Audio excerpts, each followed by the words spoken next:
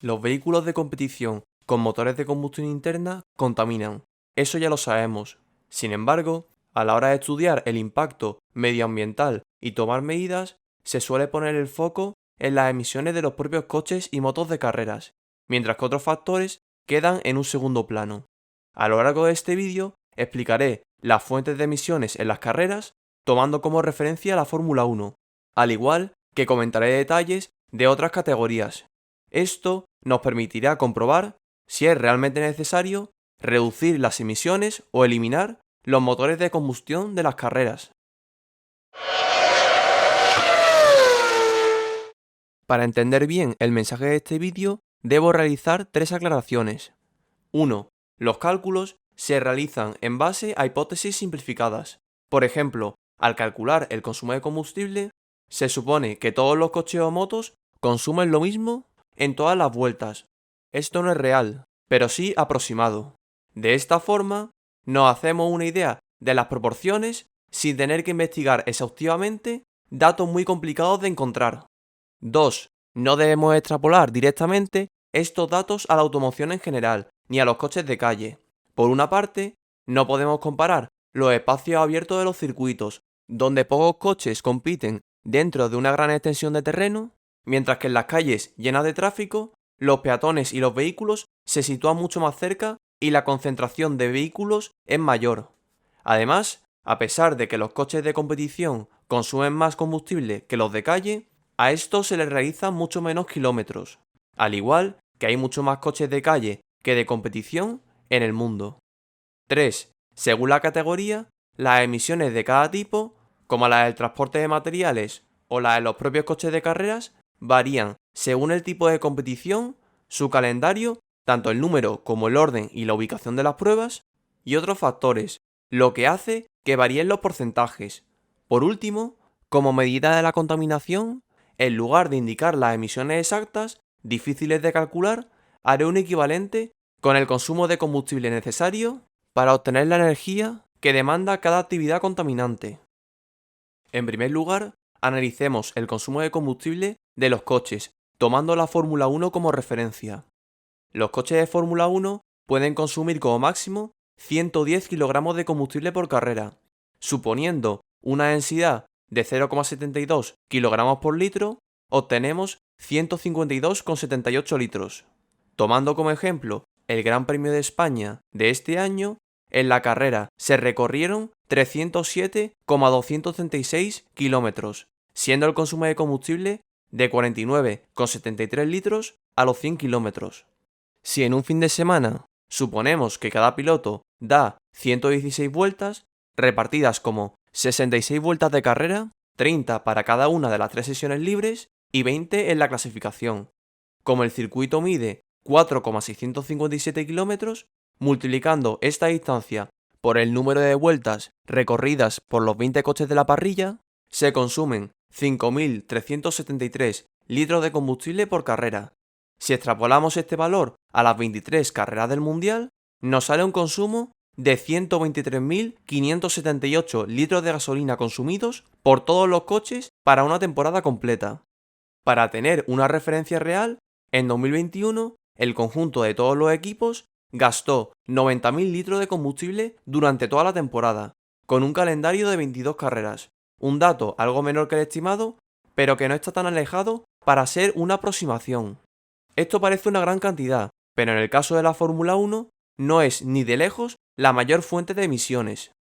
Para que el impacto sea menor, aparte de dar menos vueltas en carrera o disputar menos sesiones y grandes premios, se pueden emplear combustibles de origen no fósil, como los biocombustibles derivados de residuos orgánicos o los e-fuels obtenidos mediante la captura de CO2. Esto lo ha empezado a hacer la Fórmula 1 desde 2022, imponiendo que los combustibles empleados lleven un 10% de etanol, mientras que a partir de 2026 el combustible debe ser de origen 100% ecológico. En cuanto a los actuales motores híbridos, estos son muy eficientes, pero excesivamente caros, limitando la opción de reducir emisiones por esta parte, al igual que adolecen de un sonido característico como el de los antiguos V10. Por otro lado, para reducir las emisiones nocivas, como los óxidos de nitrógeno, se pueden emplear catalizadores de alto flujo, como hacen los coches de rally y los GT3. Pasando a los vehículos eléctricos, estos no emiten a nivel local, ya que no emiten gases ni partículas al circular, algo positivo de cara a competir dentro de las ciudades y en espacios cerrados, pero sí se producen emisiones de manera indirecta. En primer lugar, hay que generar electricidad para cargar las baterías de los coches. Esta puede venir tanto de fuentes renovables como de otras fuentes contaminantes, como los combustibles fósiles. Esto depende del mix energético de cada país, las fuentes mediante las cuales se obtiene la electricidad, al igual que si el fabricante de vehículos o el propio campeonato disponen de ciertas instalaciones de suministro eléctrico, como estaciones generadoras diésel o placas solares. Por otro lado, para obtener las materias primas de las baterías y otros componentes se contamina, por ejemplo, en la minería y extracción de materiales como el litio.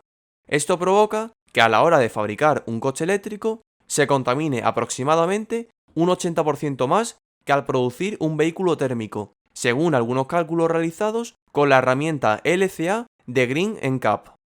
En el caso de la Fórmula E, las baterías de los coches son estándar y suelen durar la temporada completa. Por su parte, la electricidad de los eventos se genera de diversas maneras, según el lugar donde se compite, ya sea conectándose a la red eléctrica local, con generadores de glicerina u otro combustible, o con la ayuda de placas solares. Por lo tanto, el uso de vehículos eléctricos podría ayudar a reducir parcialmente las emisiones, aunque se acaban produciendo otras de distinta forma. Pasemos a la logística. El transporte de mercancías y de personal es la actividad más contaminante de todas las que implica la competición, en el caso de los campeonatos internacionales y con largos viajes por mar y aire. Es necesario transportar los materiales de los equipos y de la organización, como los recambios o las cámaras. Al igual que los empleados de los equipos, los periodistas, los miembros de la organización y los aficionados deben trasladarse a los grandes premios. Por ejemplo, en 2023, la caravana de la Fórmula 1 va a recorrer 135.000 kilómetros a lo largo del planeta, para un total de 23 pruebas. A la hora de transportar la mercancía, se utilizan dos procedimientos diferentes. En la gira europea, todo el material se transporta por tierra mediante camiones. Para calcular el consumo de combustible, se ha supuesto que se va a cada carrera desde Brackley, la sede de Mercedes en Reino Unido, y tras el Gran Premio, se vuelve a la fábrica. En la siguiente tabla están las distancias entre las fábricas y los circuitos, realizando un total de 22.110 kilómetros en camión. En el caso de Mercedes, en la temporada 2015 se utilizaron 5 camiones, en los que llevaban los coches de carreras, los recambios, el motorhome, el laboratorio de combustible, herramientas y materiales auxiliares para los boxes. El modelo utilizado fue el Mercedes-Benz Actros de 2015, con una horquilla de consumo de 26 a 47 litros a los 100, pero vamos a suponer un consumo de 30 litros. Haciendo los cálculos, el consumo total de los 5 camiones es de 33.165 litros. Finalmente, si los camiones de los 9 equipos restantes recorren la misma distancia, el conjunto de equipos necesita 331.650 litros de diésel para los tráileres. También habría que considerar otros camiones, como los que transportan los neumáticos u otros materiales. Vamos a suponer que son otros 50, gastando los 100 camiones en un año 663.300 litros. En cuanto a las carreras fuera de Europa, el equipamiento se traslada tanto por aire como por mar. El transporte aéreo se emplea para el equipamiento crítico, el fundamental para poder competir, formado por los coches y sus componentes, el equipamiento de los pit stops, los servidores informáticos y los sistemas de transmisión de datos. Esta carga pesa más o menos 660 toneladas. En la temporada 2018, según DHL, socio de logística de la Fórmula 1, se realizaron 131.995 kilómetros por aire, usando 6 Boeing 747. La versión carguera de este modelo puede llevar 229.980 litros de combustible y tiene un alcance máximo de 8.130 kilómetros, obteniendo un consumo estimado de 2.829 litros cada 100 kilómetros. Esto nos da un consumo de 3.733.851 litros de queroseno por temporada por avión y de 22.404.831 litros para los 6 aviones. Por otro lado, el material que no es crítico para competir, como el equipamiento de cocina, el material de las fan zones o el de los hospitalities, unas 500 toneladas más o menos, se transporta por mar. Para ello, se utilizan 5 barcos de carga, enviándose cada uno a una determinada región o país donde se dispute una de las primeras carreras transcontinentales, por ejemplo, Australia. Esto se hace porque los barcos necesitan más tiempo para recorrer largas distancias. Posteriormente, se van trasladando a otros países del calendario, según la región donde se sitúe ese barco, volviendo todos a su puerto de origen a final de año. En este caso, he tenido que suponer las rutas de los 5 barcos y el puerto de origen de los mismos, siendo el de Southampton, ya que está más cerca de las sedes británicas de los equipos, mientras que las distancias las he calculado con la página de SeaRates. En la siguiente tabla he puesto las distancias recorridas, siendo algunas distancias interiores recorridas en camión, dando un total de 105.112 kilómetros en barco y 8.936 en camión. Para los trayectos en camión se han usado las suposiciones de los viajes europeos, necesitando 140.040 litros de diésel. En cuanto a los barcos, un buque convencional puede transportar 8.000 contenedores, utilizando la Fórmula 1 30 de ellos. Por otro lado, he asumido que el peso en rosca del barco, su peso en vacío, es igual al 25% del peso total. Además, como las 500 toneladas de la Fórmula 1 se pueden guardar en 30 contenedores, el consumo de combustible del barco causado por el campeonato es la parte proporcional a la carga que pertenece al mismo. Por tanto, tras suponer un consumo de 150 toneladas de diésel marino por hora y una velocidad del barco de 21 nudos, obtenemos 52.000 litros, consumidos a causa de la Fórmula 1 durante todo el año. Si el 100% de la carga que hay en los barcos perteneciese a la Fórmula 1, el consumo causado por el campeonato sería de 13.866.667 litros. Para el transporte de personal, se van a realizar todos los vuelos desde Londres, ya que sus aeropuertos tienen muchas conexiones internacionales, y en Reino Unido están la mayoría de las sedes.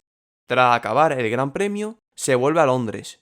En esta tabla aparecen las distancias recorridas en cada vuelo, recorriendo un total de 233.448 kilómetros. No se ha incluido el Gran Premio de Reino Unido porque no hace falta volar para llegar allí. Si metemos a todos los miembros del paddock en un avión con las mismas especificaciones que los usados para las mercancías, nos sale un consumo de combustible de 6.604.244 litros. En cuanto a las emisiones causadas por los viajes de los aficionados, estas son difíciles de calcular, porque proceden de muchas zonas diferentes. Sin embargo, para ofrecer datos, vamos a suponer que en un fin de semana asisten 100.000 espectadores, realizando 50 kilómetros de ida al circuito y otros 50 de vuelta a sus casas, habiendo 4 personas por coche, con un consumo de 6 litros de gasolina cada 100 kilómetros. Haciendo los cálculos, se consumirían 150.000 litros de gasolina en total. Extrapolando este dato a las 23 carreras, sale una cantidad de 3.450.000 litros de gasolina.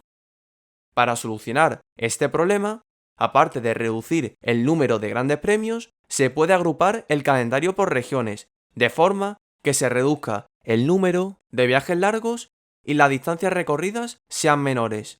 Por ejemplo, se podrían llevar a cabo todas las carreras de Medio Oriente de manera consecutiva, en lugar de estar repartidas entre el inicio y el final de año. Así, se reducen no solo las emisiones, sino también los costes logísticos y los empleados tendrían mayor descanso. Sin embargo, hay una serie de limitaciones. Por una parte, el clima condiciona las fechas en las que se puede visitar un país. Por ejemplo, no se puede disputar el Gran Premio de Canadá en invierno, ya que lo más seguro es que el circuito esté cubierto de nieve, al igual que tampoco se puede asistir a Miami a finales de verano, debido a que es la época de huracanes. Por si fuera poco, hay carreras como las de Mónaco o Abu Dhabi que por tradición o por contrato ya tienen una fecha establecida, dificultando una posible reorganización del calendario. También se podría proponer que se eliminasen a los aficionados en los circuitos. A pesar de que con los medios actuales se puede seguir una carrera perfectamente desde cualquier parte del mundo, considero que se estaría quitando una parte muy importante de la esencia de las carreras, por lo que descarto esta medida. Una medida menos extrema consiste en facilitar el transporte público para los trayectos al circuito, que también sirve de ayuda para reducir los atascos. En cambio, sí que se podría reducir la cantidad de personal de los medios de comunicación que viajan a los circuitos. Por ejemplo, en España, los comentaristas de las carreras no viajan a los grandes premios, comentando las carreras desde la sede de DAZN en Madrid. Por otro lado, en vez de transportar los motorhomes, se podrían ubicar instalaciones fijas que cumplan la misma función en los circuitos europeos. Esto se hace en circuitos como el de Abu Dhabi, ya que no se pueden transportar tan lejos los motorhomes. Así, se reduce la cantidad de material a transportar. Finalmente, el campeonato también ha tomado algunas medidas. Por ejemplo, se han cambiado los Boeing 747 por los 777, reduciendo un 18% el consumo de combustible. Además, desde hace algunas temporadas, parte del equipo de retransmisiones trabaja en una sede fija en remoto en Reino Unido, evitando tener que desplazar a esos empleados y a los materiales utilizados. Otro asunto interesante consiste en el consumo energético de las fábricas. A la hora de desarrollar los coches, y más desde que los test en circuito están muy restringidos, existe un gran consumo energético debido al uso de túnel de viento, supercomputadores para realizar simulaciones aerodinámicas y otros cálculos, sumado al almacenamiento y procesado de grandes cantidades de datos. Por otro lado, la fabricación de componentes de fibra de carbono y materiales como el titanio o el aluminio también demandan mucha energía y pueden presentar dificultades para ser reciclados, como la fibra de carbono. A todo esto, habría que sumarle los gastos energéticos de cualquier edificio de oficinas, como la iluminación o los ordenadores utilizados. Este consumo es difícil de calcular. Sin embargo, lo hallaremos en base a un estudio de emisiones que hizo la Fórmula 1, en el que el trabajo en las fábricas provocaba el 19% de las emisiones, mientras que los coches de carreras solo el 0,7%. Realizando una regla de 3 con los litros de gasolina consumidos por todos los coches, nos sale un equivalente de 3.354.260 litros de combustible. Sin embargo, aunque el consumo equivalente sea con un combustible, las fábricas se pueden alimentar tanto de la red eléctrica del país como de placas solares instaladas en la cubierta, o de grupos de electrógenos si fuese necesario. Por tanto, el origen de la electricidad, ya sea renovable, fósil o nuclear, condiciona la contaminación a causa de la actividad en las fábricas. Para reducir este impacto, se puede limitar el número de horas de túnel de viento y de simulaciones con supercomputadores, minimizando el consumo eléctrico. Esta medida se lleva a cabo desde hace algunas temporadas, utilizándose además como forma de limitar el desarrollo de los coches. Por otro lado, se podría cambiar la normativa incitando a utilizar materiales que requieran menos energía para ser trabajados y que sean más fáciles de reciclar. Por ejemplo, en las categorías LMH y LMDH de resistencia, se ha limitado el uso de materiales excesivamente caros, mientras que en la Fórmula E se reciclan las baterías y los componentes de los chasis. Igualmente, el uso de energías renovables para dar electricidad también ayuda a reducir la contaminación de estas instalaciones. Pasemos a los neumáticos. En la Fórmula 1 se consume un máximo de 13 juegos de neumáticos, 52 neumáticos por piloto en cada Gran Premio. Para una parrilla de 20 pilotos y un calendario de 23 carreras, se necesitan 23.920 neumáticos por año, una cantidad nada despreciable. Esto sucede debido a la alta exigencia del neumático, tanto el agarre que ofrece como la fuerte carga aerodinámica y velocidad que debe soportar, siendo su vida útil inferior a 250 kilómetros. Sin embargo, se pueden tomar medidas. En primer lugar, se puede reducir el número de juegos usados por fin de semana, algo que ha hecho la FIA esta temporada, imponiendo un máximo de 11 juegos desde el pasado Gran Premio de Hungría. Con esto se consigue fabricar menos neumáticos, limitando las emisiones y residuos generados, al igual que reducir la cantidad de material transportada a las carreras. Un caso más extremo consiste en el de la Fórmula E, en el que hay un único tipo de neumático para todas las condiciones, ya sea en seco, lluvia, con calor o frío. Por si esto fuera poco, solo pueden usarse 2 juegos de neumáticos entre todas las sesiones, sin poder cambiar de ruedas a mitad de carrera. Aunque esto no sea totalmente factible en la Fórmula 1, sí que podría ser interesante desarrollar neumáticos que se adapten a un mayor rango de temperaturas y condiciones, y sean más duraderos manteniendo las prestaciones, como sucede con los neumáticos que llevan los coches de calle. Esto sería todavía más interesante en categorías sin cambios de neumáticos, como el Mundial de MotoGP. En cuanto a los neumáticos usados, es habitual emplearlos para ser quemados como combustible en diferentes industrias, como la producción de cemento. A pesar de generar emisiones en este proceso, se consigue eliminar un residuo que iba a acabar en un vertedero, al igual que se evita consumir nuevo combustible. Por otro lado, en la Fórmula E, los neumáticos están hechos de materiales reciclables. Siguiendo con los neumáticos, una cuestión que ha surgido en los últimos meses consiste en eliminar los calentadores de neumáticos de la Fórmula 1 para disminuir la contaminación de la categoría. Esto se ha hecho ya con los neumáticos de lluvia extrema, mientras que el año que viene se quitarán las mantas térmicas de los intermedios. Sin embargo, ¿esta medida tiene un efecto real? Vamos a calcularlo. Tomando los datos de un modelo de calentadores para coches de carreras de tipo GT, cada calentador individual consume 500 vatios, estando el neumático sometido a 85 grados centígrados durante 1 hora.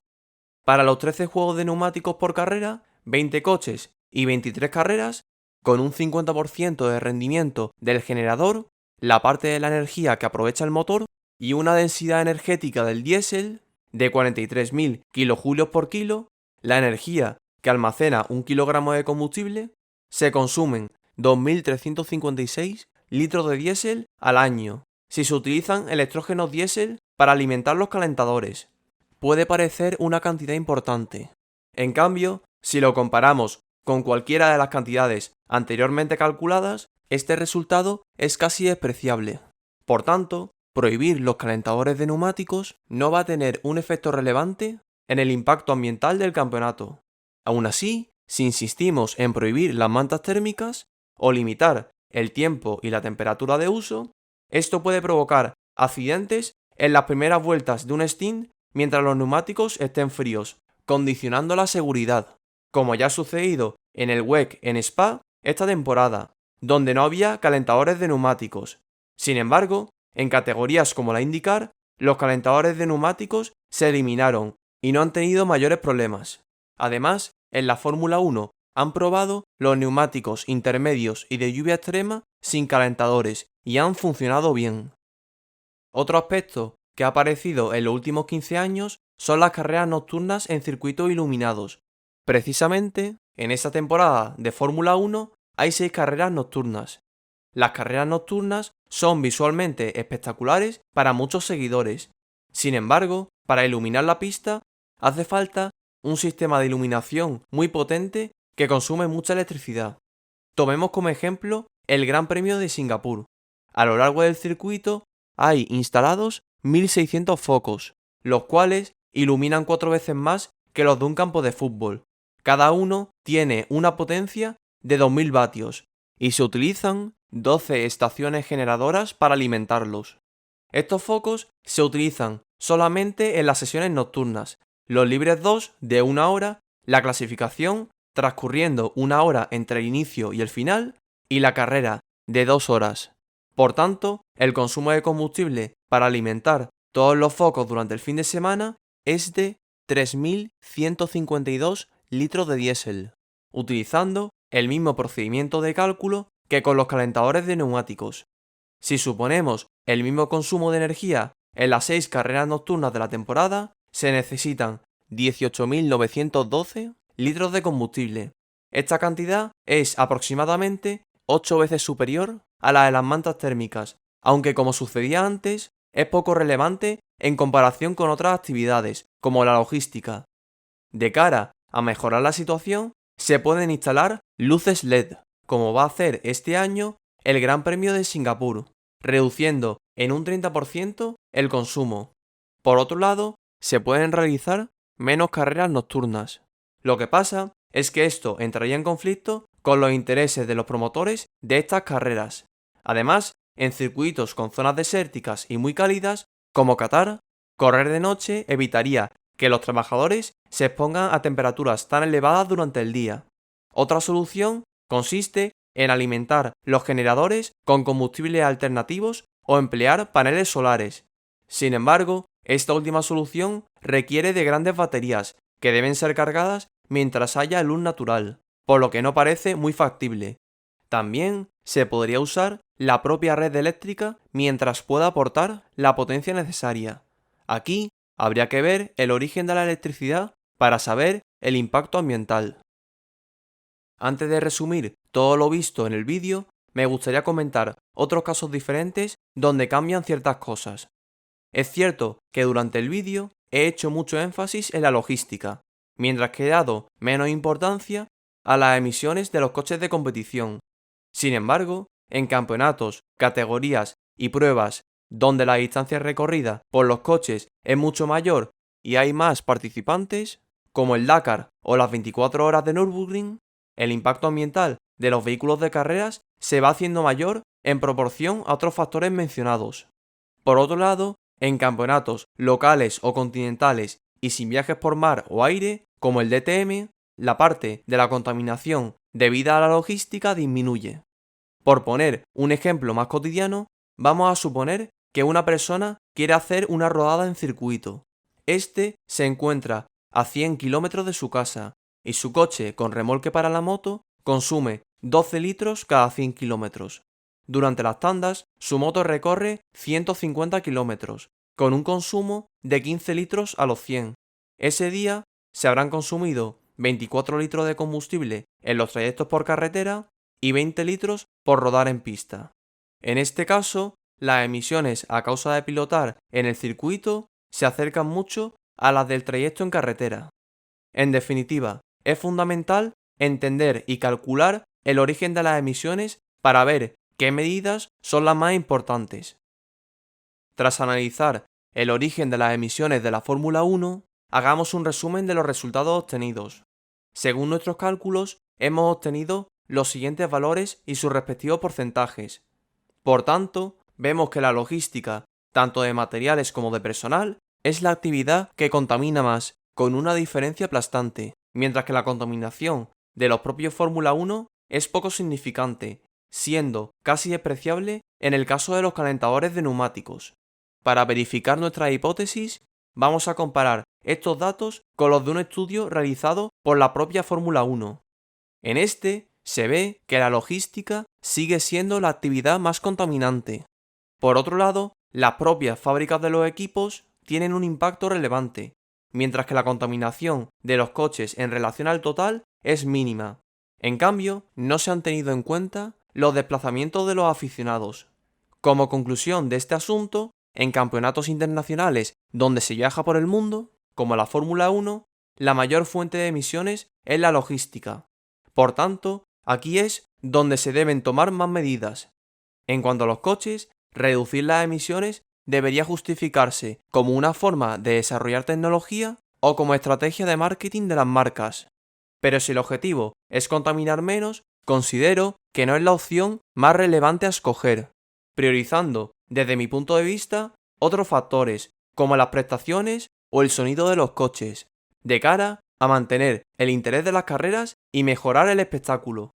Sin embargo, en categorías y pruebas donde haya un gran número de participantes o se recorran largas distancias, hay que poner más énfasis en la contaminación causada por los vehículos de competición. Hay que tener en cuenta que, por una parte, siempre es interesante que los deportes de motor traten de ser más sostenibles.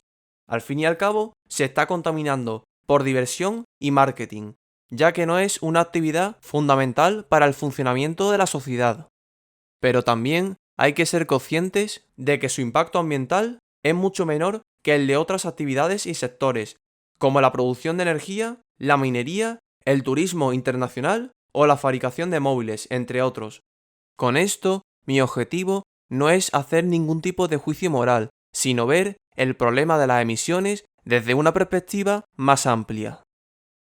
Antes de acabar el vídeo, os animo a calcular el impacto ambiental de otras categorías, como lo hemos ido haciendo a lo largo del vídeo, buscando la información que os haga falta y cambiando los datos necesarios.